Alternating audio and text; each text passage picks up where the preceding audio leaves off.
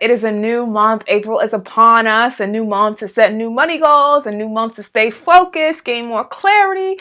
Today's video, I'm going to be talking about how not to let your debt become an obsession. Before I get started in the video, please be sure to subscribe to this channel if you like what you see. I really appreciate it. It would mean the world to me if you subscribe. Let's get started.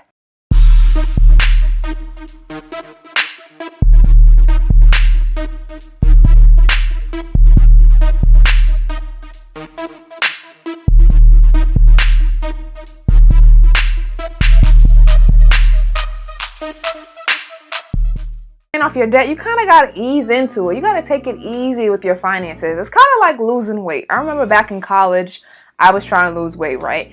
And in my mind, me losing weight and being healthy was me eating one slice of pizza instead of 2 slices, or me having 3 cookies instead of having 6 cookies. Like, I was just slowly cutting back on my bad food intake.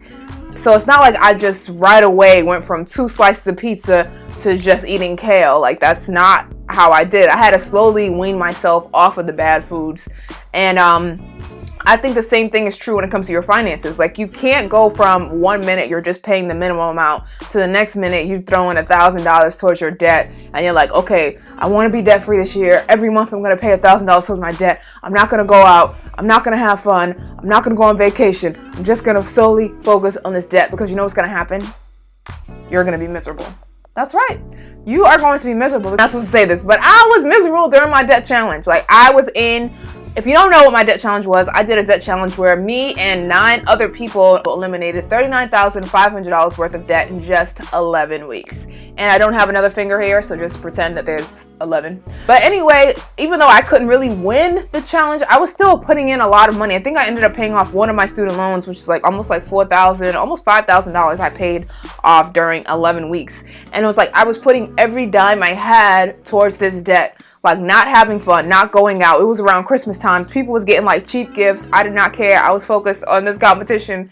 And towards the end, I was miserable. I was like, I gotta book a trip somewhere because I just need to have fun. I need to get away. So I ended up going to the happy place. Ended up going to Aruba and having so much fun there. But if I could go back and do it again, I would not put every single dime, every single penny, and be obsessed the way I was when it came to me paying off debt. Like, you have to build some money in your budget to still have fun. So you're trying to reach your money goals. If you are miserable every step of the way, you're not going to want to continue, right? Reaching your goals is not going to be fun if every single dime you have is going towards this debt.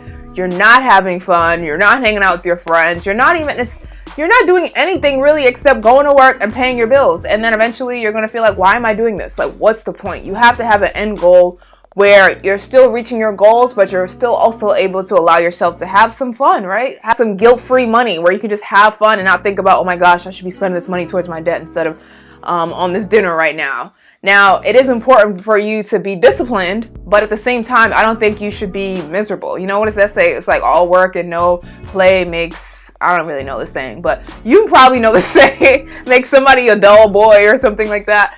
Yeah, you don't want to become this dull person. Reading this other blog post, and somebody said that they were debt-free, but they were also miserable. And it's like, I don't want to be debt-free and miserable. I still want to be able to enjoy my life. And you have to realize that paying off your debt and getting your finances in order is a long-term, it's a long process, right? You're not going to take 30 days, 45 days. Everything's going to be done for you. You're going to be debt-free. You're going to have $10,000 saved. You're going to have the perfect credit score. It doesn't work like that.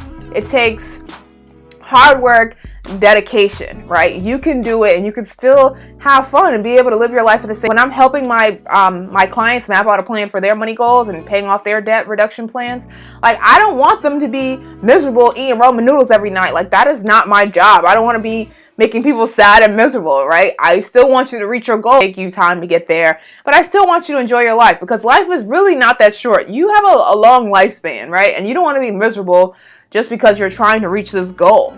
Also, another thing is, like, I don't check my debt every single day. Like, I check my debt maybe once two to three times, maybe 2 to 3 times a month max. Like, I don't check my debt every day. If I get an extra $50, I'm not putting it towards my debt. Like, oh my gosh, I got to do that. Because, like, I don't know, for me, I just haven't made debt a crazy obsession in my life. But I know it's easy to become obsessed with it. But I just have to remember that debt in my personal finance is a lifetime journey. It's not going to happen overnight. And I am going to have to make some sacrifices, but also at the same time, I'm not going to have this miserable life, because life is long and I don't want to be miserable. I still want to be able to have fun. I still want to be able to enjoy myself and realize that your debt didn't happen overnight, so you're not going to be able to pay it off overnight. No one's going to guarantee that you're going to be debt free in that short amount of time. Be patient with yourself, guys. Realize that it's a lifestyle change and it's not like an overnight fix. People want things the easy way in this generation. It's this microwave society where we want everything done. We want to lose weight in 30 days. We want to be financially free in 30 days. And that's not how it works at all. We need to calm down, enjoy the process. Don't rush the process. I probably said this before in another video, but it's so true. And it's still a prominent. And you need help. You want me to personally sit down and help you map out a plan for your money, your debt reduction. I not only help you with your debt reduction, but I also help you figure out what your important lifetime goals are and then help you create spending habits to get to those goals. Be sure to book your appointment below. I'm going to leave that in the description box. Thank you guys so much for tuning in. Oh yeah, I've been thinking, should I do another debt challenge? Let me know if you would be interested in joining my debt challenge. This time would be a little bit different.